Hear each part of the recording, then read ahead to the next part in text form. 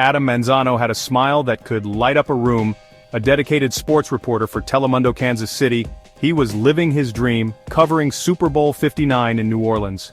He lived for the thrill of the game, the roar of the crowd, but most importantly, he lived for his 2-year-old daughter. He clung to her memory, a precious light after his wife's tragic death in a car accident the previous year. On February 7, 2025, tragedy struck again.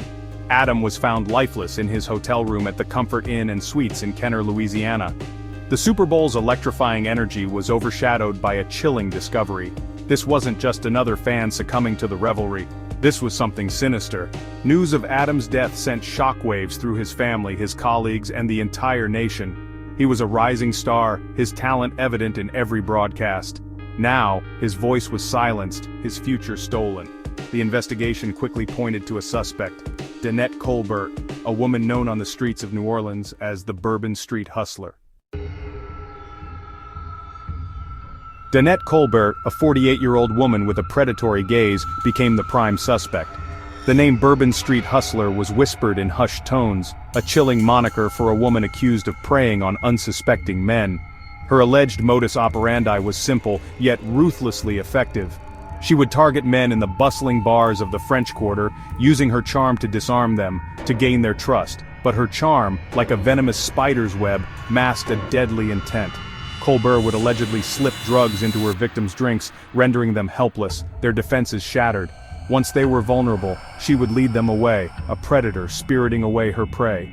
In their dazed and confused state, they were easy targets, their wallets and valuables ripe for the taking. Colbert's alleged crimes had plagued the streets of New Orleans for far too long. Victims whispered her name, their voices shaking with a mixture of fear and anger. The police knew her, their files filled with reports that painted a grim picture of her alleged crimes.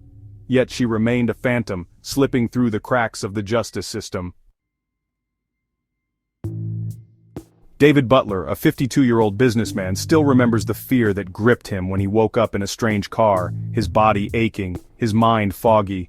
He had met Colbert at a French Quarter bar, her smile disarming, her laughter infectious. He had no reason to be suspicious, no reason to believe she was anything other than the charming woman she pretended to be, but his memory was a blur after that first drink.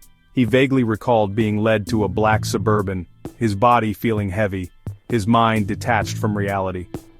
When he finally regained consciousness, he was alone, abandoned on a dark street, his wallet, cell phone, and over $80,000 in cryptocurrency gone. David wasn't the only one.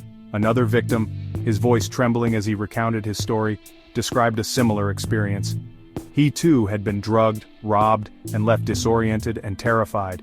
These men and countless others who hadn't yet come forward were living proof of Colbert's alleged predatory nature.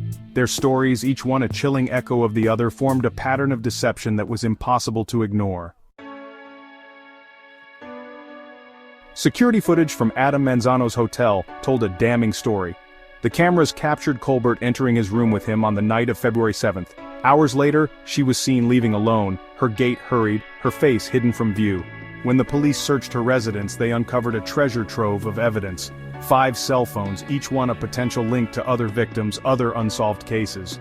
The investigation into Adam Manzano's death is ongoing, a race against time to piece together the final hours of his life. The toxicology reports, awaited with bated breath, hold the key to understanding how he died, what poison flowed through his veins. Colbert, for now, remains silent, her lawyers advising her not to speak. The public outcry for justice is deafening. How could a woman with such a long history of alleged crimes be allowed to walk free, to potentially claim another victim? The court of public opinion has already reached its verdict, but the legal battle is far from over. As Adam's family mourns his loss, they cling to the hope that justice will be served, that his death will not be in vain.